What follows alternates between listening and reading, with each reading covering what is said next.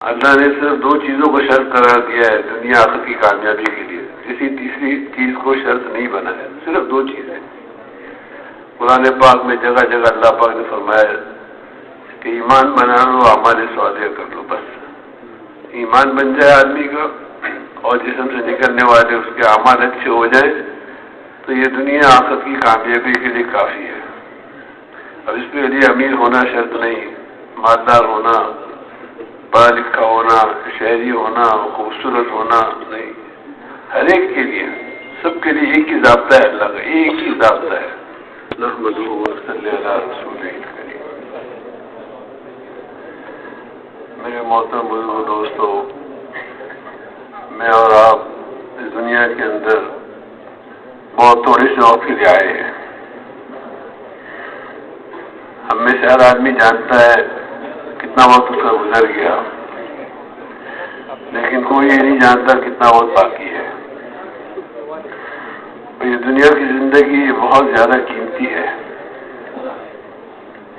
اسی دنیا کی زندگی پر انسان کی ہمیشہ کی کامیابی کا انحصار ہے۔ ہر آن ہر گھڑی میں اور آپ دنیا سے دور ہو رہے ہیں، بیوی بچوں سے دور ہو رہے ہیں، دکان سے، مکان سے، کاروبار سے دور ہو رہے ہیں اور آخرت کی منازل سے قریب ہوتے چلے جا رہے ہیں۔ یہ ایک بہت بڑی حقیقت ہے۔ ہم سے پہلے بہت بڑی تعداد میں انسانیت آئی، جب سے آدم علیہ السلام کو پیدا کیا گیا اس وقت سے لے کر آج تک بڑی تعداد میں انسان آئے، اور جو دنیا سے چلے گئے وہ اس وقت سے اب تک قبروں کے اندر ہیں، اور وہ پورا ایک عالم ہے۔ اگر اچھے اعمال کیے ہوں گے تو قبر ان کے لیے وسیع ہو گئی ہوگی، اور خدا نہ خاصہ اس کے برعکس ہوا تو مصیبت میں، پریشانیوں میں گھرے ہوں گے۔ تو اللہ نے ایک موقع دیا ہے، زندگی ایک موقع ہے ہر ایک کے پاس، اور اللہ نے ہم سے اور آپ سے کوئی زیادہ مطالبہ نہیں رکھا۔ اللہ کا مطالبہ ہم سے اور آپ سے وہ ہے جو میرے پاس ہے، بس کسی ایسی چیز کا اللہ نے مطالبہ نہیں کیا جو میرے بس میں نہیں ہے۔ اور بہت آسان مطالبہ ہے اللہ کا، بہت ہی آسان۔ اللہ نے صرف دو چیزوں کو شرط قرار دیا ہے دنیا آخرت کی کامیابی کے لیے، کسی تیسری چیز کو شرط نہیں بنایا، صرف دو چیزیں۔ قرآن پاک میں جگہ جگہ اللہ پاک نے فرمایا کہ ایمان بنا لو، اعمال صالحہ کر لو، بس ایمان بن جائے آدمی کا اور جسم سے نکلنے والے اس کے اعمال اچھے ہو جائیں تو یہ دنیا آخرت کی کامیابی کے لیے کافی ہے۔ اب اس کے لیے امیر ہونا شرط نہیں، مالدار ہونا، پڑھا لکھا ہونا، شہری ہونا، خوبصورت ہونا نہیں، ہر ایک کے لیے، سب کے لیے ایک ہی ضابطہ ہے اللہ کا، ایک ہی ضابطہ ہے کہ آدمی اپنے ایمان بنا لے، یعنی اس دل سے اپنے اس دل کے اندر اللہ کو بسا لے اور اللہ کے غیر کو اس دل سے نکال دے۔ جہاں سے بھی ہوتا ہوا نظر آ رہا ہے اس کا انکار کرے، کیونکہ انسان مشاہدے پر چلتا ہے اور اللہ رب العزت غیب میں ہے۔ قرآن پاک میں بالکل ابتدا کے اندر شروع کی آیتوں کے اندر اللہ رب العزت فرمایا، جس کا مفہوم یہ ہے کہ یہ وہ کتاب ہے جس میں کوئی شک نہیں ہے، اس کتاب میں کوئی شک نہیں ہے، اور یہ ہدایت دے گی متقیوں کو، جو تقوی والے ہوں گے، متقی ہوں گے، اس کو یہ کتاب ہدایت دے گی۔ اور متقیوں کی پہلی صفت جو قرآن نے بتائی وہ فرمایا کہ وہ غیب پر ایمان لاتے ہیں، بن دیکھے پر ایمان لاتے ہیں۔ اللہ ہے، اللہ کرنے میں کسی کے محتاج نہیں ہے، عزت اللہ دیتے ہیں، کامیاب اللہ کرتے ہیں، ناکام اللہ کرتے ہیں، صحت و بیماری اللہ کے ہاتھ میں ہے۔ جو کچھ مجھے نظر آ رہا ہے یہ وہاں سے نہیں ہو رہا، بلکہ وہاں کرنے والے اللہ پاک ہے۔ تو اللہ کی ذات عالی سے دل لگانا، جس نے مجھے اور آپ کو ایک ناپاک گندے قطرے سے وجود عطا فرمایا۔ ہماری کوئی حیثیت نہیں تھی، کوئی ہمیں پہچانتا نہیں تھا، ہمارا کوئی وجود نہیں تھا، اللہ نے مجھے اور آپ کو ایک ناپاک گندے قطرے سے وجود عطا فرمایا، پھر اللہ نے مجھے اور آپ کو ہاتھ پیر دیے، دل دماغ عطا فرمایا، زبان آنکھیں عطا فرمایا، سب کچھ اللہ نے عطا فرمایا، سمجھ بوجھ اللہ نے عطا فرمائی، اور شفقت کرنے والے والدین عطا فرمائے، محبت کرنے والے والدین عطا فرمائے، اور دنیا میں کتنی نعمت انسان کو پھیلا دی اللہ پاک نے۔ آج کے دور کے اندر مثال کے طور پہ ایک لمحے کے لیے ہم تصور کر لیں کہ دنیا کے اندر پیٹرول ختم ہو گیا۔ پیٹرول انسانوں نے نہیں بنایا ہوا، اللہ کی نعمت ہے بہت بڑی۔ اب ایک لمحے کے لیے ہم تصور کر ساری دنیا کے اندر پیٹرول خشک ہو گیا، اب آپ سوچتے ہیں انسانیت کہاں جائے گی؟ آدھے تو خوف کے مارے مر جائیں گے بیچارے۔ اگر گیس اور پیٹرول اللہ پاک ختم کر دیں، ذخائر اس کے ختم کر دیں، تو آج کی دنیا تو بیچاری پاگل ہو جائے گی۔ تو ہر نعمت کو اگر ہم دیکھیں، ہر چیز کی ابتدا ہم دیکھیں تو اللہ ہی کی طرف سے، ہر چیز کی ابتدا انسان کو تو اللہ نے عقل عطا فرمائی ہے جس سے انسان یہ ساری چیزیں بنا رہے ہیں، ورنہ اگر ہم اس کی ابتدا دیکھیں تو ہر چیز کی ابتدا، مکان کو دیکھ لیں، جہاز کو دیکھ لیں، جہاں کہیں آپ نگاہ ڈالیں گے تو اس کی ابتدا میں اللہ کی دی ہوئی چیزیں ہیں، سب اللہ نے دی ہیں۔ تو ہمیں اور آپ کو ہر آن ہر گھڑی اس کا تصور کرنا، سوچنا کہ میں تھا کیا اور آج سے چند سال میں کیا ہو جاؤں گا، مکھی بھی نہیں ہٹا سکوں گا اپنے منہ سے، کروٹ نہیں لے سکوں گا میں، چار لوگ مجھے کندھے پہ اٹھا کے لے جائیں گے اور قبر کے گڑھے میں ڈال کر آ جائیں گے۔ کتنی بھی چاہنے والی اولاد ہو، ہمارے ہاں بازار میں وہ ایک صاحب تھے تو وہ گئے سمندر میں سیر کرنے کے لیے، تو بہو جو تھی ان کی وہ پانی میں آگے چلی گئی، ڈوبنے لگی، تو اس کا شوہر جو تھا وہ پیچھے پیچھے بھاگا اس کے، تو اللہ کی شان دونوں ہی ڈوب گئے۔ وہ ہمارے ساتھ ہی ان کا دفتر تھا، تو کافی دن تک تو دفتر میں آئے ہی نہیں، اور ہم تو نہیں گئے جنازے پہ، لوگوں نے بتایا کہ قبر میں قبرستان جب گئے تو چیخ چیخ کے کہہ رہے تھے مجھے بھی اسی کے ساتھ دفن کر دو۔ دونوں کا جنازہ قبر ساتھ ساتھ ہی، بیٹی بہو کی اور بیٹے کی، کہہ رہے مجھے بھی اس کے ساتھ دفن کر دو، میں اس کے بغیر زندہ ہی نہیں رہ سکتا۔ تو کچھ عرصے کے بعد ہم نے دیکھا کہ وہ اسی طرح گاڑی میں آتے اور اپنا بریف کیس دے کر اپنے دفتر میں جاتے تھے۔ تو انسان ہی ہے، کوئی ساتھ نہیں جانا کسی کا۔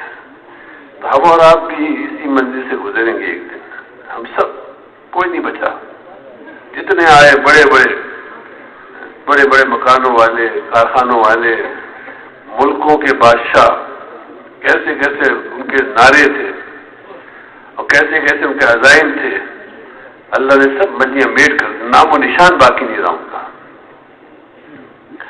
تو ہمارا اختتام وہی ہے، مرنا ایک اور اسی کی تیاری ہے۔ تو ہمیں بھی اسی طرح چاہ اٹھا کے لے جائیں گے اور قبر میں ڈال کر آ جائیں گے۔ اور فرمایا جناب رسول پاک علیہ السلام نے، جس کا مفہوم یہ ہے کہ قبر کو مٹی کا ڈھیر نہ سمجھو، یہ جنت کے باغوں میں سے باغ ہے، یہ جہنم کے گڑھوں میں سے گڑھا ہے۔ کتنے بڑے آدمی تھے حضرت عثمان رضی اللہ تعالیٰ، نبی کے داماد، 2 بیٹیاں نبی نے ان کو دی، اور یہاں تک فرمایا اگر تیسری ہوتی تیسری بھی عثمان کو دیتا۔ کتنے بڑے آدمی تھے۔ اور آتے کتابوں میں کہ جب وہ قبر پہ کھڑے ہوتے اتنا روتے کہ ریش مبارک داڑھی آنسوں سے تر ہو جاتی تھی، اتنا خوف قبر کا۔ تو ہماری وہ منزل ہے، ہم نے وہاں جانا ہے، سب نے جانا ہے۔ تو اللہ نے مجھے اور آپ کو ایک موقع دیا ہے، زندگی ایک ہی موقع ہے، ایک ہی دفعہ ملی ہے، ایک ہی دفعہ۔ اور آج کم قسمتی سے میرا اپنا اندازہ ہے کہ دنیا بھر کے اندر جس چیز کو سب سے زیادہ ضائع کیا جا رہا ہے عمومی طور پہ وہ وقت ہے، سب سے زیادہ وقت کا ضیاع، وقت کی اہمیت ہی نکل گئی دنوں سے۔ ٹائم پاس کر رہے ٹائم پاس کرنے کے تھوڑی اللہ دنیا میں بھیجے۔ ایک سبحان اللہ کا ثواب ہم جانتے کتنا ہے؟ ایک سبحان اللہ کا ثواب کتنا ثواب ہے اس کا؟ کتنی دیر لگتی ہے سبحان اللہ کہتے ہیں؟ ٹائم پاس کر رہے ہیں نہیں میرے دوستوں، اللہ نے مجھے اور آپ کو بہت بڑے مقصد کے لیے دنیا کے اندر بھیجا ہے، بہت بڑا کام اللہ نے دے کر بھیجا ہے، اور جیسے میں نے عرض کیا کہ اللہ کا مطالبہ ہم سے بہت زیادہ نہیں ہے، بہت زیادہ نہیں ہے اللہ کا مطالبہ. تھوڑی سی محنت کر کے اپنے دل کے یقین کو ٹھیک کر لیں، یعنی اپنے دل کے اندر اس بات کو بٹھا دیں کہ کامیابی میری اللہ کی ماننے میں ہے. بس یہ بات دل کے اندر رچ بس جائے کہ میری کامیابی بس اللہ کی ماننے میں ہے. میں اللہ کی مانوں گا، وہ میرا خالق ہے، مالک ہے، سب کچھ اس کے ہاتھ میں ہے، ساری کائنات اس کے ہاتھ میں ہے. اور اللہ ہم دیکھیں تو مثال تو ایک آدمی 35 سال کا ہے، اس کا بچہ 5 سال کا ہے، ایک آدمی 40 سال کا ہے، اس کا بچہ 15 سال کا، مثال کے طور پہ. تو وہ کتنا فرق ہے؟ 25 سال کا فرق ہے دونوں کے درمیان. تجربے کا دیکھے جائے تو وہ 15 سال کا ہے، وہ 40 سال کا ہے. تو باپ جو ہے وہ بیٹے کو سمجھاتا ہے، بیٹا میں تیرا بھلا برا جانتا ہوں، ہوتا نا، بیٹا میں جانتا ہوں تیرے بھلائی کس میں ہے، تیری اچھائی کس میں ہے، تیری خیر کس میں ہے، تو بھی سمجھے گا نہیں. حالانکہ صرف فرق ہے 25 سال کا دونوں کے اندر. اور دادا ہو تو وہ پھر کہتے ہیں میں تیرا دادا ہوں، اتنی زندگی میں نے گزاری، مجھے پتہ ہے تیری بھلائی کس میں ہے. وہ اللہ جس نے مجھے اور آپ کو پیدا کیا ہے، انہوں نے جو طریقہ ہمیں آپ کو زندگی گزارنے کا بتایا ہے، اس میں سراسر انسانوں کی خیر اور بھلائی ہے، اس میں کوئی شک نہیں ہے. اور اللہ کے نبی نے فرما دیا اس کا مفہوم یہ کہ دین آسان ہے، دین آسان ہے، دین مشکل نہیں ہے. ہر وہ چیز جو اپنی فطرت پر ہے وہ آسان ہے. جو چیز دنیا کی کسی چیز کو بھی آپ اٹھا کے دیکھ لیں، کوئی مشین ہو، کوئی طریقہ، ہر چیز کے اندر اگر وہ چیز اپنے سسٹم پر چل رہی ہے، اپنے طریقے پر چل رہی ہے، اپنے اصولوں پر چل رہی ہے، تو اس چیز سے فائدہ ہوتا ہے. اور جو چیز بھی اس کے برخلاف چلتی ہے اس کا نقصان ہوتا ہے. تو یہ انسان جو اس پورے کائنات کا دولہ ہے، جس کے آس پاس ساری دنیا کا نظام چل رہا ہے، اللہ نے فرمایا اس کا مفہوم یہ ہے کہ جتنے بر و بحر پہ فساد ہے یہ انسانوں کے اپنے ہاتھوں کو کیا ہوا ہے. وہ جتنے فساد ہے دنیا کے اندر، جتنی پریشانیاں دنیا کے اندر ہے، اس کی بنیادی وجہ جانور نہیں ہے، جانور نہیں ہے، انسان ہے. انسان کے اعمال کی وجہ سے دنیا کے اندر پریشانیاں آتی ہیں. تو یہ انسان ٹھیک ہو جائے. سارے نبیوں کی محنت جو ہوتی تھی وہ انسانوں کو ٹھیک کرنے کی ہوتی تھی. انسان کا ٹھیک ہونا کیا ہے کہ اس کے دل میں یہ بات بیٹھ جائے کہ میری کامیابی میرا اللہ خالق مالک ہے، اور اس نے مجھے پیدا کیا ہے، وہ میری بھلائی اور برائی کو جانتا ہے. اللہ پاک فرماتے قرآن پاک اس کا مفہوم ہے کہ بعض اوقات اس کا مفہوم میں عرض کر رہا ہوں کہ تم سمجھتے ہو کسی چیز میں تمہارے لیے خیر ہے اور اس میں خیر نہیں ہوتی ہے، اور بعض چیزوں میں تم سمجھتے ہو کہ تمہارے شر ہے اور اس میں شر نہیں ہوتا. اور اللہ جانتے، تم نہیں جانتے. تو اللہ جانتا ہے کس چیز میں خیر ہے، کس چیز میں شر ہے، اللہ جانتے ہیں. ہمارا کام کیا ہے؟ ہمارا کام یہ ہے کہ جو اللہ کہیں، جیسے اللہ کہیں ویسے ہم نے اللہ کی ماننی ہے. بس سر تسلیم خم ہے جو مزاج یار میں، ہم اللہ کی مانیں گے، ہر حال میں اللہ کی مانیں گے. تو اللہ کی کون مانے گا؟ اللہ کی وہ مانے گا جو اللہ کو مانے گا، جو اللہ کو مانے گا کہ ہاں اللہ ہے، اللہ میرا رب ہے، اللہ میرا خالق ہے، اللہ میرا مالک ہے، اس نے مجھے پیدا کیا اور ایک دن مجھے اس کے سامنے جانا ہے، اور بالکل کوئی واسطہ نہیں ہوگا بیچ میں اس کے اور میرے، اور مجھے اس کو سب چیزوں کا جواب دینا ہے. ایک ایک لمحے کا بہت سے لمحہ فی الصدور، جو تمہارے دلوں کے اندر وہ نکالا جائے گا، کوئی بچ نہیں سکتا. آج سے 40 سال 50 سال پہلے تو لوگ سوچتے ہوں کہ یار کیسے بالغ ہونے سے لے کر موت تک کی ساری چیزیں کیسے فرشتے محفوظ کرتے ہوں گے. تو اب کیا مسئلہ ہے؟ اب تو ہر آدمی سمجھتا ہے اتنی سی چپ ہے چھوٹی سی ٹیلی فون کے اندر، اس میں کتنی معلومات ہیں، کتنی ہزاروں کتابیں آ جاتی ہیں اس کے اندر. تو انسان کی 60-70 ہزار کی زندگی کیا مسئلہ ہے؟ تو ہر چیز ہمارے سامنے کی جائے گی، چھوٹی بڑی کوئی چیز چھپی ہوئی نہیں ہوگی. تو انسان بن جائے، انسان کے بننے سے ہر چیز بن جاتی ہے، اور انسان کے بگڑنے سے بنی ہوئی چیزیں بھی بگڑ جایا کرتی ہیں. اس لیے انبیاء علیہ السلام کی محنت کا دائرہ جو ہوتا تھا اور مرکز جو ہوتا تھا وہ انسان ہوتے تھے، انسان اور انسانوں کا دل ہوتا تھا. اس لیے جناب رسول پاک علیہ السلام کو اللہ رب العزت نے جب مبعوث فرمایا، آپ دنیا میں تشریف لائے، تو آپ کو دنیا کے اس خطے کے اندر بھیجا گیا جو اس وقت کی جو دنیا تھی اس وقت کی جو دنیا تھی اس کے سب سے گرے ہوئے لوگ تھے. معاشرے یعنی کوئی معاشرت نہیں تھی ان کی, کوئی زندگی ان کی تھی نہیں, حتیٰ کہ آپ ذرا جانتے ہیں کہ ان پہ کوئی حکومت کرنے کو تیار نہیں تھا. اتنے آزاد لوگ تھے. اس سے اندازہ لگائے نا کہ بیت اللہ جو مرکز ہے توحید کا, اس میں 360 بت رکھے ہوئے تھے, اور بغیر کپڑوں کے تاجیاں پیٹتے ہوئے, سیٹیاں بجاتے ہوئے اس کا طواف کرتے تھے, اس کو عبادت سمجھتے تھے. اس حد تک زندہ بچیوں کو زندہ دفن, یعنی کبھی آدمی تصور نہیں کر سکتا. چلو مری ہوئی بچی کو دفن کر دیا, مار کے دفن کر دیا, زندہ بچی کو گھڑے میں ڈالتے تھے, اوپر سے مٹی ڈال کے اس کو دفن کر دیتے تھے. کتنے سخت دل لوگ ہوں گے. قسم کھاتے تھے کہ اس کی کھوپڑی قتل کروں گا اور اس کی کھوپڑی کے اندر شراب پیوں گا. یہ ان کی عادت تھی. کتنی مؤثر نبی پاک علیہ السلام کی مبارک محنت, کہ جس محنت کی برکت سے وہ لوگ صحابہ بنے. صحابہ تو کہاں پہنچے پھر؟ حضور نے فرمایا, جس کا مفہوم یہ ہے کہ میرے بعد کوئی نبی ہوتا تو عمر ہوتا, جس کے بارے میں سنتے ہیں کہ وہ کہتے تھے کہ بھئی عمر کا گھڑا مسلمان ہو سکتا ہے, عمر نہیں ہو سکتا. اور عمر کو تو بکریاں چرانی نہیں آتی. لیکن کہاں اللہ نے پہنچایا کہ فرمایا کہ میرے بعد کوئی نبی ہوتا تو عمر ہوتا. سعد بن معاذ رضی اللہ عنہ کا انتقال ہوا تو آپ علیہ السلام بچوں کے بل چل رہے ہیں جنازے میں. صحابہ نے پوچھا اللہ کے رسول کیا بات ہے؟ فرمایا اتنے فرشتے آئے اس کے جنازے میں کہ پاؤں رکھنے کی جگہ نہیں ہے. پہلے کیا تھے؟ بلال کیا تھے؟ حبشی تھے, غلام تھے, کوئی بات کرنے کو تیار نہیں تھا, کتنی مارے کھاتے تھے. اور کہاں پہنچے سیدنا بلال؟ اللہ کے نبی فرمایا اے بلال, میں نے دیکھا کہ تو جنت بھی میرے ساتھ چل رہا ہے, تیرے قدموں کے چلنے کی آواز میں نے سنی. تو وہ صحابہ پہ اللہ کے نبی نے محنت کی, اور محنت کیا تھی؟ یہی محنت کی کہ اللہ سے ان کا تعلق جوڑ دیا. اللہ سے کٹے ہوئے تھے, اللہ سے دور سے, اللہ سے جوڑ دیا اللہ کے نبی نے. زندگی آسان ہو گئی.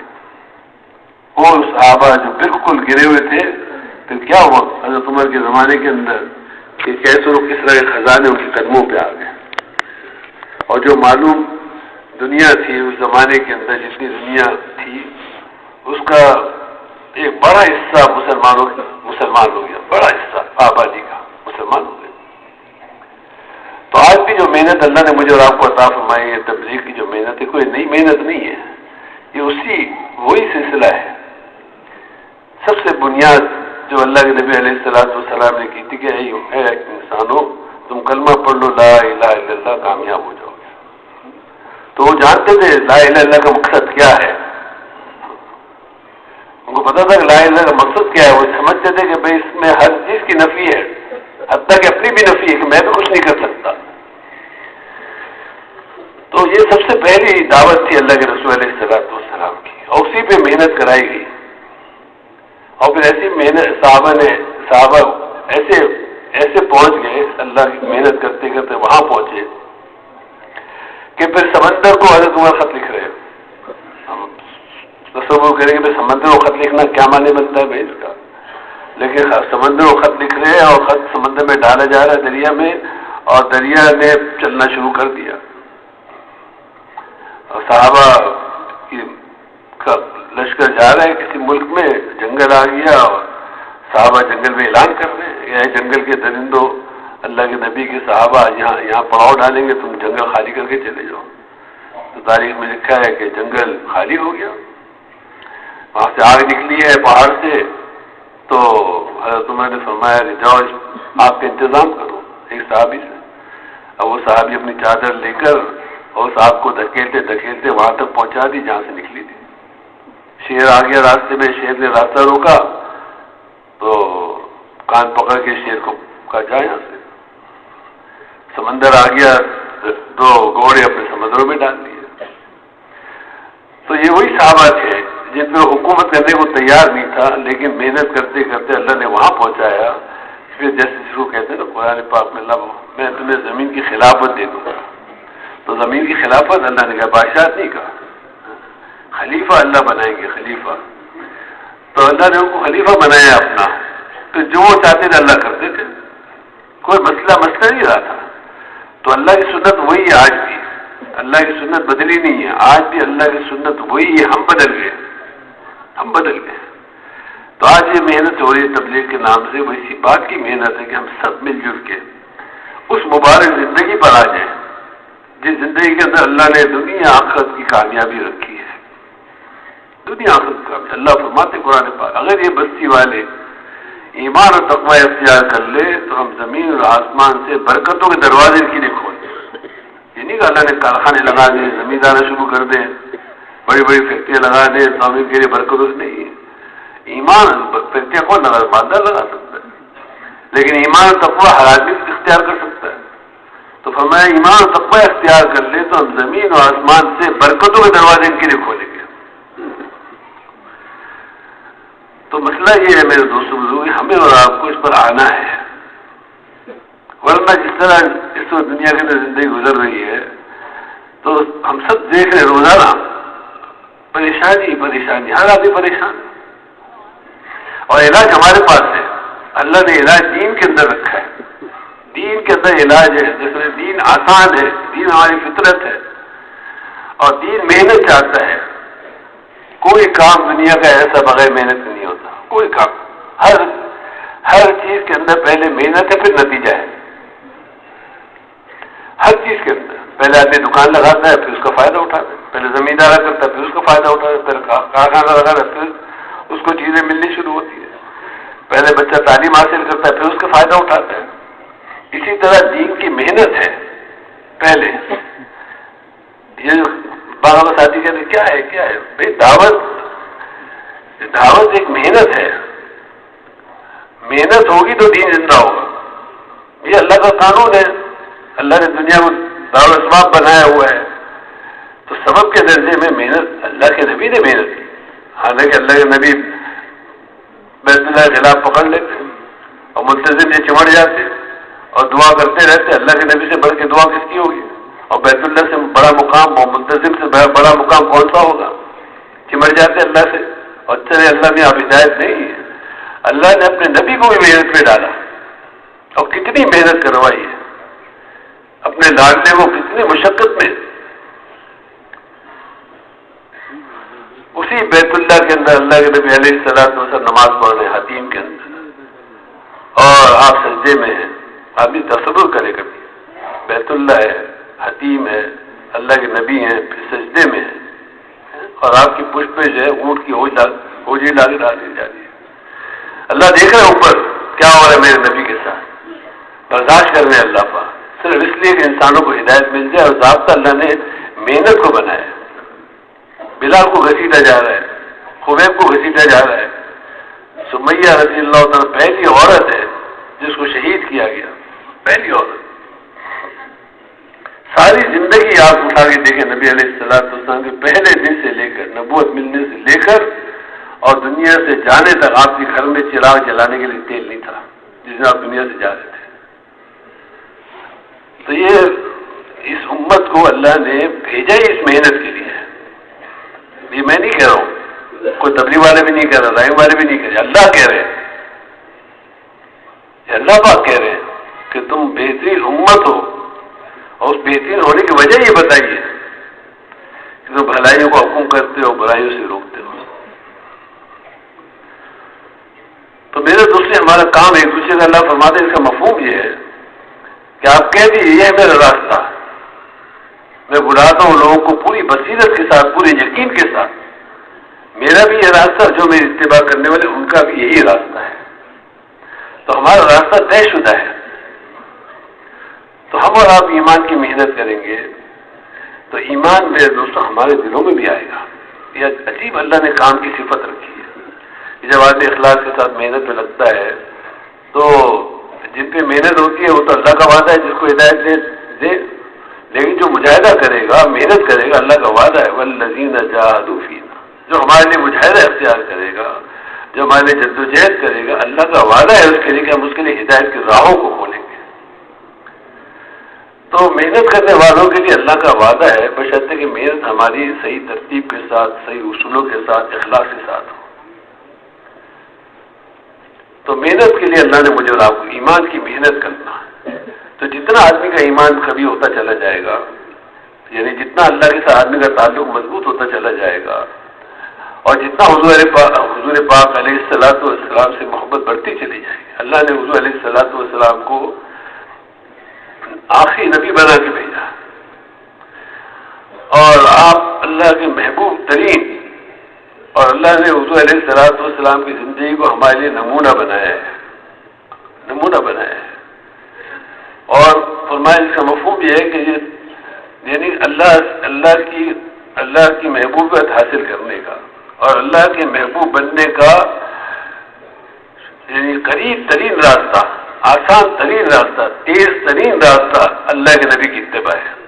جتنی ہم اللہ کے نبی کی اتباع کرتے چلے جائیں گے اتنی اللہ کی محبت ہمارے لیے واجب ہوتی چلی جائے گی. یہ اللہ کا وعدہ ہے، اللہ کا وعدہ ہے. اس لیے صبح سے شام تک ہمیں اور آپ کو یہ دیکھنا کہ میری زندگی نبی علیہ الصلوۃ والسلام کی زندگی سے میل کھاتی جا رہی ہے یا نہیں.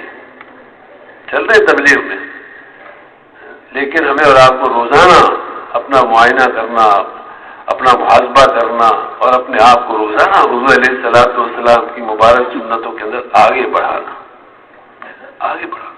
ہر سنت جناب رسول پاک علیہ الصلوۃ والسلام کی کوئی سنت بھی چھوٹی نہیں ہے. ہر سنت کے اندر اللہ نے ایک نور رکھا ہے. تو ہم تلاش کریں کھانے کی، پینے کی، بود و باش کی، لباس کی، تو حضور کی سنتوں کو تلاش کرنا. اور حضور کی زندگی کو اللہ نے میرے دوستوں یعنی اس کے اندر اللہ نے کشش رکھی ہے. آپ علیہ الصلوۃ والسلام کی مبارک زندگی میں ایک کشش ہے، ایک جاذبیت ہے. تو ہم خود بھی اور اپنے گھر والوں کو بھی، اپنی اولاد کو بھی اور اپنے متعلقین کو سب کو حضور کی زندگی کے قریب لانے کی کوشش کرتے چلے جائیں. یہ دین اسلام میرے دوستوں، یہ کوئی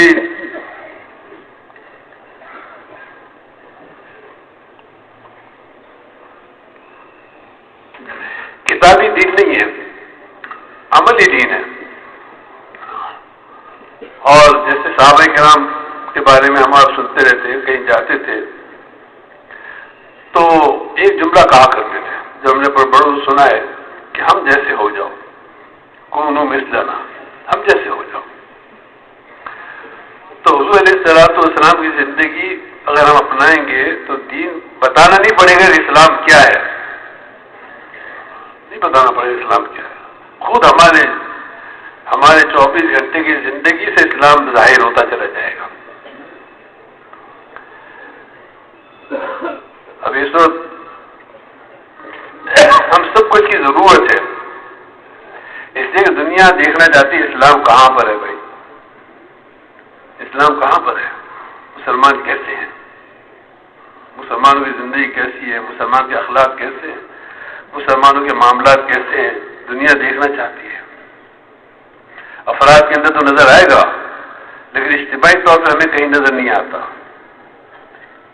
تو یہ محنت ہے اس بات کی کہ ہم ایسا ایک مجموعہ تیار کریں جہاں نظر آئے کہ یہ مسلمان ہیں، یہ ان کی ثقافت ہے، یہ ان کے معاملات ہیں، یہ ان کی معاشرت ہے. جناب رسول پاک علیہ الصلوۃ والسلام نے کسی موقع پر حضور علیہ الصلوۃ والسلام کے پاس جب کوئی سائل آیا کرتا تھا تو آپ علیہ الصلوۃ والسلام عموماً آپ کے پاس کچھ ہوتا نہیں تھا تو کسی سے قرض لے کر بھی سائل کو دے دیتے تھے. تو یہ تو ویسے ہی کو موقع پیش آیا تو ایک یہودی وہاں کھڑے تھے تو انہوں نے حضور سے کہا کہ آپ چاہیں تو میں آپ کو قرض دے دوں. تو آپ نے ان سے قرض لے لیا. کچھ وقت طے ہو گیا تو اس وقت مقررہ سے پہلے وہ آ گئے اور اپنے قرض کا مطالبہ شروع کر دیا اور بڑی سختی کا اظہار کیا، بہت ڈانٹ ڈپٹ کی کہ آپ ایسے ہیں ویسے ہیں، آپ قرض لے کر دیتے نہیں ہیں، آپ باتیں کرتے ہیں اچھی اچھی، اور اس قسم کی باتیں کی ہوں گی انہوں نے. تو عمر رضی اللہ تعالیٰ کو شدید غصہ آ گیا اور آپ عمر نے اس کو ڈانٹ دیا، سخت بات کہہ دی اس سے. تو آپ علیہ السلام تمہیں کو سے فرمایا کہ تم اس سے اس طرح بات نہ کرو، اس کا مفہوم ہے کم و بیش، جو واقعے کا مفہوم ہے بیان کر رہا ہوں، اور پھر فرمایا کہ جاؤ اس کا قرض ادا کرو، اور اس کے علاوہ اس سے کچھ زائد بھی کوئی مقدار آپ نے بتائی وہ بھی اس کو دے دو۔ تو اللہ کے نبی کا حکم تھا تم ان کو لے کر چلے اس یہودی کو، اور اس کو ان کا جو قرض تھا جتنی جو مقدار تھی وہ دی، اور اس کے علاوہ کچھ زیادہ دیا۔ تو زیادہ دینے لگے تو انہوں نے کہا کہ بھئی آپ مجھے زیادہ کیوں دے رہے ہیں؟ تو فرمایا کہ میں نے آپ سے جو سختی سے بات کی اس مجلس میں، تو اللہ کے نبی نے فرمایا کہ اس کے بدلے میں تم ان کو اتنا زیادہ دو۔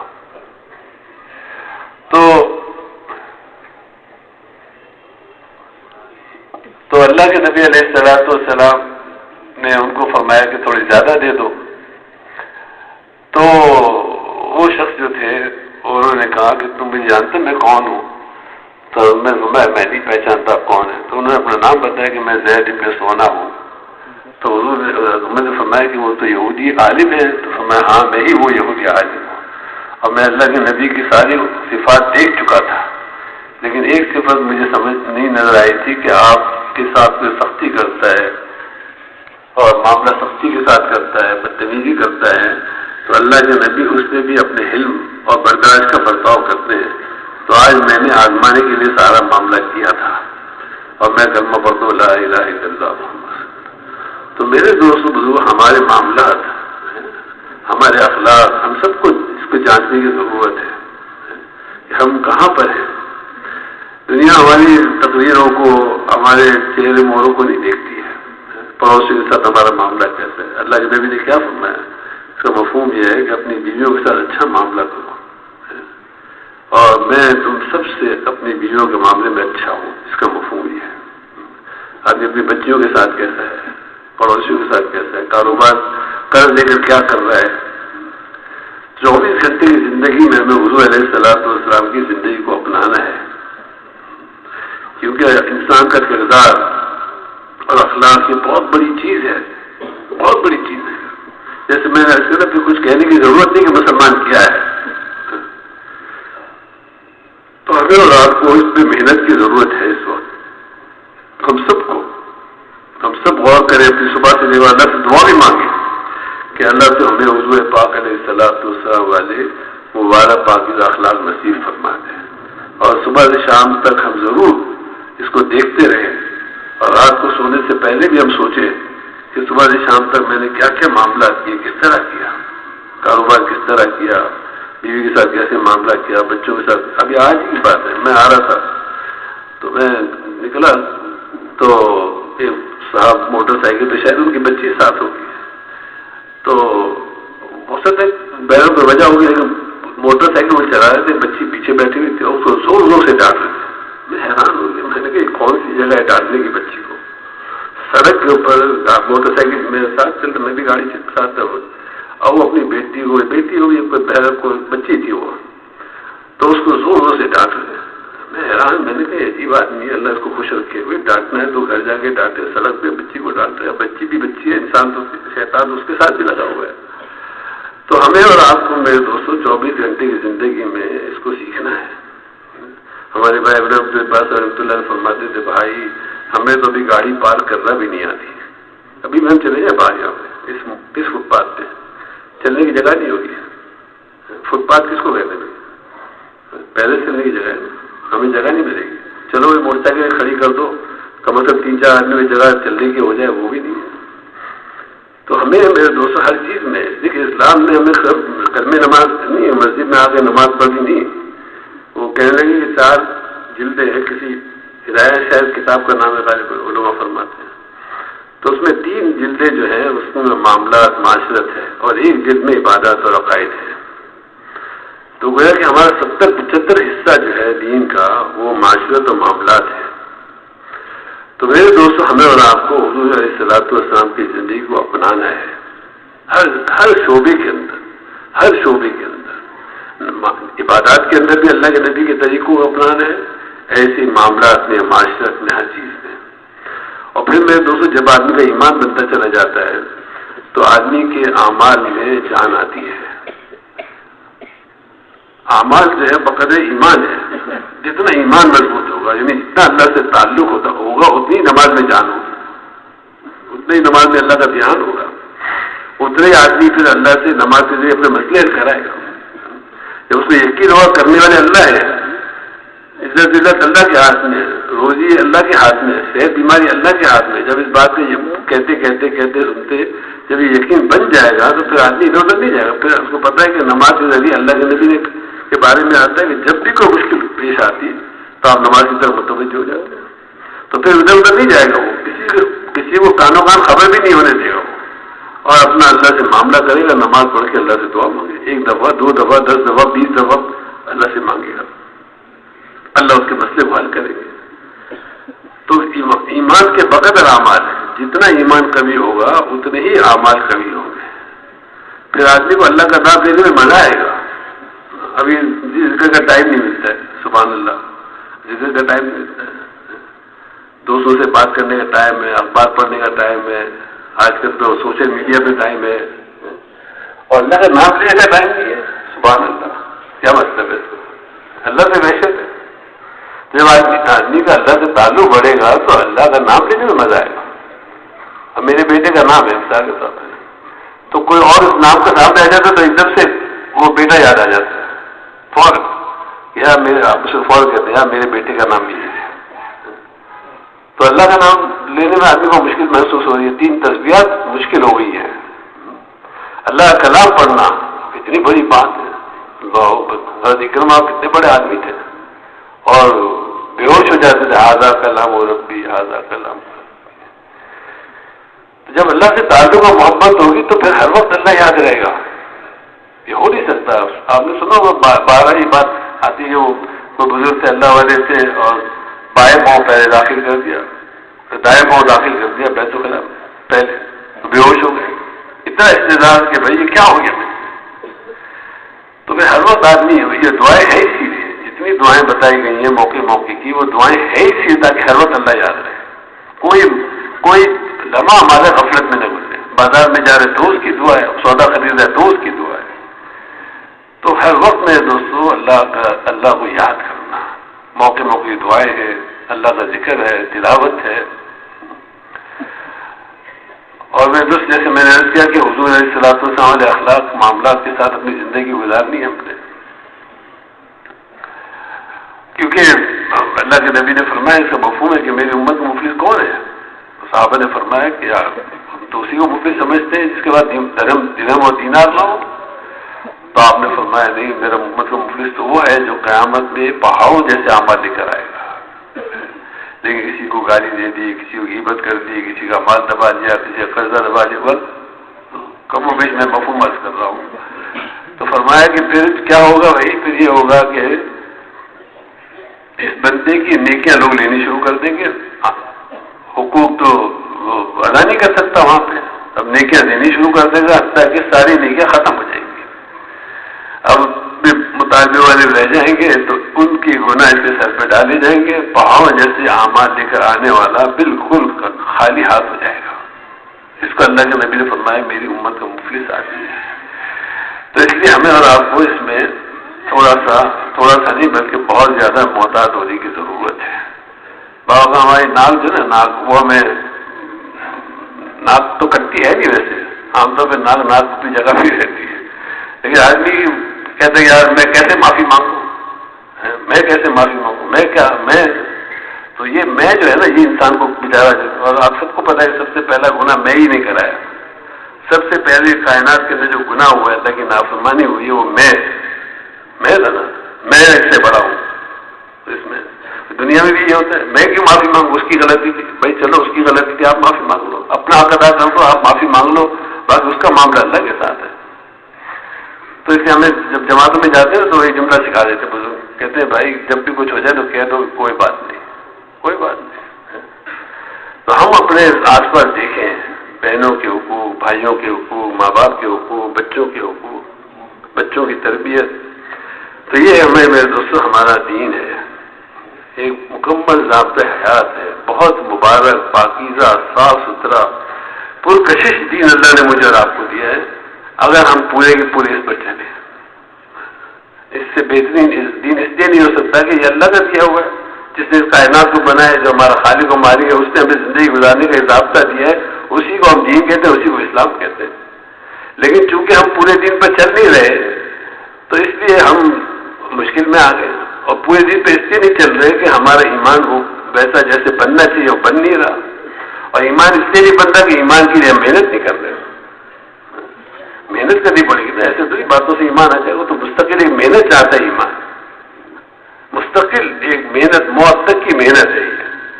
ہر آنے والا دن ہمارا ایمان ترقی کرتا جائے، جب جتنا ایمان ترقی کرتا جائے گا اتنی ہی اللہ کے نبی والی مبارک زندگی ہمارے اندر آتی چلی جائے گی۔ یہ بالکل ایک دوسرے سے ملی ہوئی چیزیں ہیں۔ تو کامیابی دین میں ہے، اور دین کے لیے محنت شرط ہے، اور اسی محنت کے اللہ نے مجھے آپ کو بھیجا ہے۔ اب ساری دنیا کے انسان، دنیا میں اب ہم دیکھیں کتنے انسان ہیں، اربوں انسان دنیا کے اندر ہیں جو اللہ کو پہچانتے نہیں، اللہ کو جانتے نہیں، اللہ کو مانتے نہیں۔ کہاں جائیں گے بھائی؟ مرتے ہی جہنم کا ایندھن بنیں گے، ایندھن یعنی جہنم میں ڈالے جائیں گے۔ ہاں، اللہ فرماتے قرآن پاک میں اس کا مفہوم ہے، ایمان والوں بچاؤ اپنے آپ کو، اپنی اولاد کو جہنم کی اس آگ سے جس کا ایندھن انسان اور پتھر ہوں گے۔ تو انسانوں سے اللہ پاک جہنم کو دہکائیں گے، جیسے کوئلے سے، لکڑی سے دہکاتے ہیں آگ، انسانوں کو اللہ پاک ایندھن بنا دیں گے۔ یہ اتنے خوبصورت انسان، یہ امریکہ، یورپ، چین، افریقہ، دنیا بھر میں انسان بس رہے ہیں، جن کو ہم بڑی لچائی ہوئی نگاہوں سے دیکھتے ہیں، اللہ معاف کر دے۔ حالانکہ میرے دوستوں بغیر کلمے کے اگر ہیں تو بالکل ناکام، نامراد، بالکل مرتے ہی اگر بغیر ایمان کی گئے تو اس سے بڑا نقصان اور خسارہ کوئی ہو نہیں سکتا۔ ہمیشہ ہمیشہ کے لیے گئے کام سے کوئی بچت نہیں ہے۔ آج اللہ کے شان مسلمان بیچارہ ایمان کی کمزوری کی وجہ سے احساس کی کمتری کا شکار ہو گیا۔ حالانکہ اگر وہ روایت جس کا مفہوم یہ ہے کہ ایک بھی کلمہ پڑھنے والا دنیا میں ہوگا، بلکہ ایک بھی اللہ اللہ کہنے والا دنیا میں ہوگا تو قیامت نہیں آئے گی۔ تو اس کا کیا مفہوم؟ اس کا مطلب یہ ہے کہ یہ ساری دنیا کا نظام کلمے کی برکت سے قائم ہے۔ اتنے کافر مشرک ملے دنیا کے اندر بس رہے ہیں، یہ کلمے کی برکت سے کھا پی رہے ہیں۔ جس دن کلمے والا دنیا سے گیا آخری، اللہ کے سارے نظام کو ختم کر دیں گے۔ ہم ان کو دیکھتے ہیں، ان پہ تو ہمیں رحم کھانا چاہیے، رحم کھانا چاہیے۔ ہم کہاں جائیں گے؟ سارا چائنا دنیا بھر کو چیزیں بیچ رہا ہے، دنیا بھر کے لیے صبح سے شام بچے بچیاں سارے کارخانوں میں گھنٹوں کام کر رہے ہیں اور ہمیں چیزیں پہنچا رہے ہیں۔ امریکہ والے، یورپ والے، پتہ نہیں کیا کیا کر رہے ہیں بیچارے دنیا والوں کو سہولتیں پہنچانے کے لیے، اور ہم کو کیا سہولت پہنچا رہے ہیں؟ ہمیں خیال بھی نہیں آتا۔ ہمارے ادھر چلو مر گیا جان چکی، نہیں میرے دوست رحم کھانا۔ تو یاد ہے، نام نہیں لیتا، ہم سفر میں تھے تو ہمارے بزرگ بھی ہم ان کے ساتھ تھے سفر میں، میں ان کا بھی نام نہیں لیتا ہوں۔ تو ہم ایک ملک کے اندر اسٹیشن پہ پہنچے تو ہم نے اخبار دیکھا، تو اخبار کے اندر کسی آدمی کے مرنے کی خبر تھی۔ بہت تنگ کیا تھا اسے مسلمانوں کو، تو ہم تو خوش ہو گئے، چلو مر گیا۔ تو ہم نے ان بزرگوں سے جا کے کہا کہ حضرت خبر آئی اخبار میں اس کا انتقال ہو گیا۔ تو حضرت وضو کر رہے تھے، تو وضو کرتے کہتے ہائے ہائے ہم نے اس کو محنت نہیں کی، بیچارہ بغیر ایمان کی دنیا سے چلا گیا۔ تو میرے دوستوں یہ کوئی ایسا مذاق نہیں ہے، مر گیا اور جان چھوٹ گئی، نہیں، مرنے کے بعد کیا حال ہوگا۔ جہنم کا ایک پتھر آپ لے آئیں، سارے پہاڑ پگھل جائیں گے، سارے پہاڑ دنیا کے پگھل جائیں گے۔ ایک پتھر پہاڑ، یہ ماؤنٹ ایوریسٹ پہ لا کے آپ رکھتے ایک پتھر جس میں برف ہی برف، سارا پہاڑ پگھل کے ختم ہو جائے گا۔ تو اس لیے میرے دوست انسانیت پہ رحم کھانا ہے۔ یہ ہم جو ابھی تبلیغ کر رہے ہیں نا، سچی بات ہے، اللہ مجھے بھی معاف کر دے، اتنا بڑا کام، اتنا عظیم الشان کام اللہ نے عطا فرمایا، انسانوں کی ہدایت کا اللہ نے ایک راستہ میں دے دیا ہے۔ ابھی بھی سوچ میں پڑے ہوئے ہیں، 4 مہینے لگائیں نہیں لگائیں، ملک میں جائیں نہ جائیں، 2.5 گھنٹے لگانا مشکل ہو رہا ہے۔ میں تو حیران ہوتا ہوں، اللہ مجھے بھی معاف کر دے۔ پچھلے دنوں وہ کچھ اسٹوڈنٹ آئے ہوئے تھے یہاں پہ، تو میں ان کے ساتھ بیٹھا ہوا تھا، تو تھے سارے اکاؤنٹس والے، ہو سکتا بھی یہاں بیٹھے ہوا، یہ اکاؤنٹس کے اور اس شعبے سے تعلق رکھنے والے تھے، حساب کتاب والے بچے تھے، تو آڈٹ وغیرہ۔ میں نے ان سے کہا کہ بھائی ایسا ہے، تو اسی بات کرتے کرتے ایسے میں راستے سے کہا، میں نے کہا بھائی آڈیو وغیرہ تو آپ کرو گے، یعنی حساب کتاب تو آپ چیک کرتے ہو گے، لیکن میں بھی جو ہے نا اگر آپ میرے پاس آ جاؤ گے نا تو 24 گھنٹے میں آپ کو 1.5-2 گھنٹے آپ کو نکال کے دکھا دوں گا انشاءاللہ۔ ہم سب کے پاس وقت ہے، مسئلہ کیا ہے؟ مسئلہ ہے کہ ہم کہتے ہیں وقت ملے گا تو تبلیغ کریں گے، اور اللہ کہتے ہیں ایاک نعبد و ایاک نستعین، اے اللہ ہم تیری عبادت کر رہے ہو، تجھ سے مدد چاہتے ہیں۔ اللہ یہ سکھا رہے ہیں ان تنصروا اللہ ینصرکم، تو میری مدد کرو میں تمہاری مدد کروں۔ ہم کہتے ہیں نہیں، اللہ نے پہلے تو آپ کریں نا کچھ، پہلے آپ ہماری مدد کریں پھر ہم ٹائم نکالیں گے، ایسا تو ہوتا نہیں ہے۔ پہلے شادی ہوتی ہے پھر اولاد ہوتی ہے، پہلے بچہ پڑھتا ہے پھر ڈگری ملتی ہے، پہلے زمینداری کرتے پھر فضل ملتی ہے، پہلے کاروبار کی دکان کو پھر نفع آتا ہے۔ یہاں ہم جو ہے بلٹ کر دیتے ہیں کہ ٹائم نہیں ملے گا، ٹائم تو ملے گا ہی نہیں کبھی بھی۔ ہمیں اور آپ کو پہلے طے کرنا ہوگا کہ میرا یہ اللہ کے لیے وقت ہے، یہ میرا مسجد کا وقت ہے، یہ میرا اللہ کے راستے کا وقت ہے، اس کو طے کریں۔ کیونکہ ہم آئے تھی وہ تو چونکہ میرے دوستوں سب حضور کے زمانے میں، صحابہ کے زمانے میں تصور نہیں تھا اس بات کا کہ مسلمان دین کا کام نہ کرے، تصور نہیں تھا۔ آپ سوچے نا کہ کتنے بڑے آدمی تھے حضور کے میزبان ابو ایوب انصاری، کتنے بڑے آدمی ہوں گے کہ مدینہ میں آتے اللہ کے نبی ان کے گھر میں ٹھہرے، اور اس وقت میں جبکہ ان سے چلا بھی نہیں جاتا تھا، انہوں نے کہا میں بھی تمہیں اللہ کے راستے میں، بھائی آپ نہیں، اللہ کی اس آیت میں بیٹھنے یہ تھی ہلکے ہو یہ بوجھل اللہ کے راستے۔ وہ قسطنطنیہ میں جا کے، ترکی کے اندر جا کے ان کا انتقال ہوا، 85 سال کی بات ہوئی تھی، 90 سال کی عمر تھی۔ اب بتائیں آپ، پہلی رات کی شادی ہوئی ہے، پہلی رات غسل بھی نہیں کیا، آواز نہ کیا، تو بغیر غسل کے چلے گئے۔ اللہ کے نبی نے فرمایا اس کا مفہوم یہ کہ فرشتوں نے اس کو غسل دیا ہے، معذور ٹانگ سے لگڑے ہیں، تمنا ہے کہ اللہ کے راستے میں شہید ہو جاؤں، اور بیوی جو ہے لاش کو اٹھا کے لانے چاہ رہی اور سے، اور اونٹ چل کے نہیں دے گا۔ اللہ کے نبی نے فرمایا کیا مرد؟ فرمایا کہ یہ دعا کی تھی کہ اللہ میرے اہل کے پاس مجھے واپس نہیں لوٹانا، تو اللہ کے نبی نے فرمایا یہ جائے گا نہیں اونٹ، جس کا مفہوم ہے یہی دفنا اس کو۔ یہ تمنا ہے کہ جوان بچے، نوجوان بچے ہیں، اور تمنا یہ کہ ابو جہل کو ہم قتل کرتے ہیں، تو وہاں کوئی چیز رکاوٹ نہیں تھی، نہ شادی کی رات رکاوٹ تھی، نہ معذور ہونا رکاوٹ تھی۔ ہم اور آپ یہ طے کریں پہلے نمبر پہ، یہ طے کریں کہ میرا یہ کام ہے، میں حضور علیہ السلام کو امتی ہوں، اور اسی کام کے لیے مجھے اللہ نے دنیا میں بھیجا ہے۔ میرا پہلے نمبر پہ کام یہ ہے۔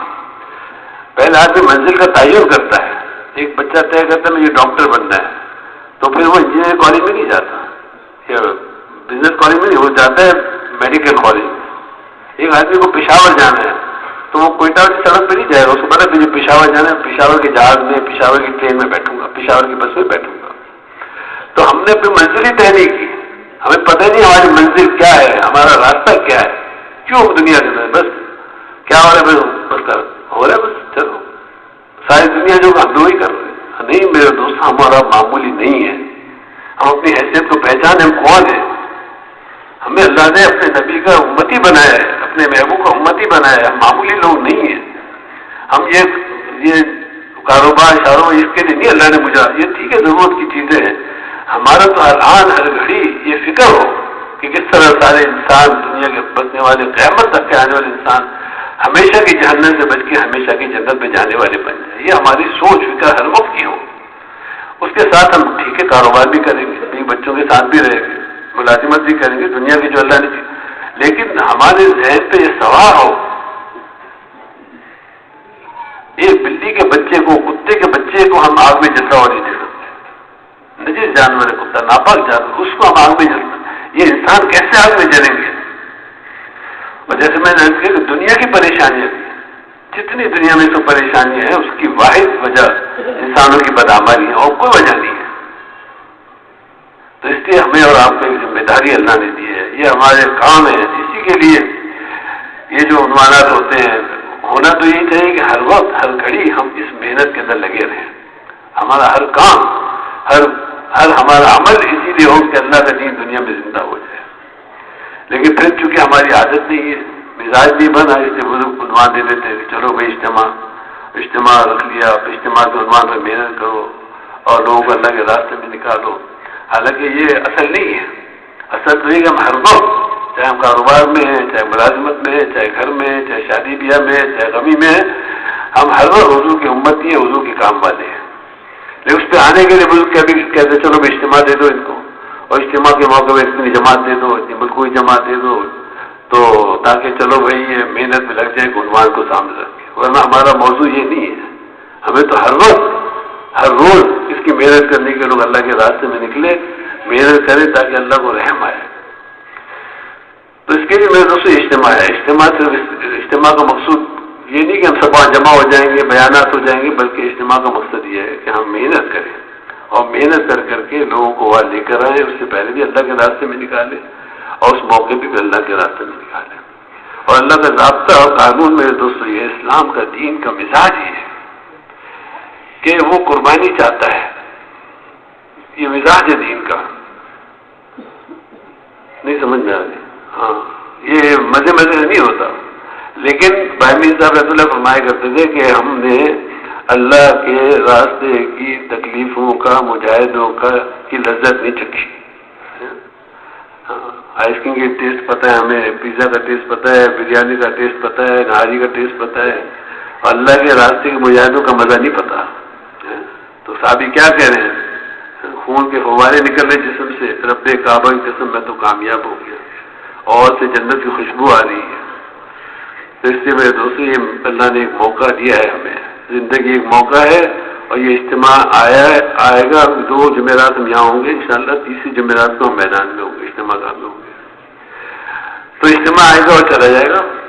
اب جو محنت کر لے گا، دن رات لگا دے گا، اپنے آپ کو تھکا دے گا، جیسے میں نے قربانی چاہتا ہے، تو جو محنت کرے گا اور کوشش کرے گا، اپنے آپ کو تھکائے گا اور راتوں اٹھ کے رو کے اللہ سے مانگے گا، جو واقعتاً کیونکہ اللہ کا معاملہ ہر ایک کے ساتھ ہے. وہ اللہ پاک تو دیکھ رہے اندر انسان کے دل میں کیا چل رہا ہے. تو جو اس کو چاہ لے گا کہ بھائی مجھے کچھ کرنا ہے انسان. اور جیسے میں کہا دنیا کی زندگی بہت تھوڑی غیر یقینی ہے، بہت تھوڑا سا وقت اللہ نے دیا ہے. محنت کا زمانہ بہت زیادہ ہے، تھوڑا ہے، اور کمانے کا زمانہ اور پانے کا زمانہ بہت زیادہ ہے. تو اس لیے اللہ نے ایک عنوان دیا ہے ہمیں اور آپ کو، محنت. اب اس میں ہم سب نے ماشاءاللہ سے بات چل رہی ہے. نومبر سے ہمارا اجتماع طے ہوا، نومبر کا مہینہ گزر گیا، دسمبر کا مہینہ گزر گیا، اور ماشاءاللہ مسجدوں میں بات چل رہی ہے. چلے 3 چلے جماعتیں اور ملکوں کی جماعتیں اور اندرون سال کی جماعتیں. اور ماشاءاللہ ہمارے اللہ جزائے خیر سے ہمارے معاشرے کا ایک بہت خوبصورت طبقہ جو ہے وہ دینی مدارس کے طلباء ہیں. وہ بھی ان دنوں میں فارغ ہو رہے ہیں. سال بھر بیچارے تو نہیں کہنا چاہیے، اللہ کے فضل و کرم سے سال بھر وہ مدرسوں میں اللہ اور اللہ کے رسول کی باتیں پڑھتے پڑھاتے ہیں، اور پھر چھٹیاں آتی ہیں تو پھر اللہ ان کو جزائے خیر دے، پھر جماعتوں میں نکل جاتے ہیں. تو یہ بہترین موقع ہے. بہت عرصے کے بعد ایسا ہو رہا ہے کہ اجتماع اور ان حضرات کی تعطیلات جو ہے نا مل رہی ہیں. تو انشاءاللہ بہت خوبصورت اور اچھی جماعتیں اس میں بن سکتی ہیں. تو اس لیے موقع اچھا ہوتا ہے. اس میں اگر ہم تھوڑا زور لگا دیں مل جل کے اور اپنی قربانیوں کو بڑھا دیں، جیسے ہم سے بزرگوں نے کہا کہ بھائی مساجد میں بسترے ڈالیں، رات دیر تک محنت کریں، تھکائیں اپنے آپ کو، پھر رات اٹھ کے اللہ سے مانگیں. لمبی راتیں ہیں آج کل، تقریباً 6 بجے صبح صادق ہو رہی ہے، 56 پہ صبح صادق ہو رہی ہے، لمبی راتیں ہیں. تو دیر تک محنت کرنا، پھر رات کو آخر میں اٹھ کے اللہ سے دعائیں مانگنا، یہ ہمارے بس میں. اور ہم کیا کر سکتے ہیں؟ یہ ہم کریں گے اللہ اپنے فضل و کرم سے، اللہ اپنے فضل و کرم سے دنیا کے اندر. میں واقعی کہہ رہا ہوں، اللہ پاک آپ میں سے بہت سارے لوگ دنیا میں گئے ہیں اور دنیا میں کتنی تبدیلی آئی ہے ہم سب کے سامنے.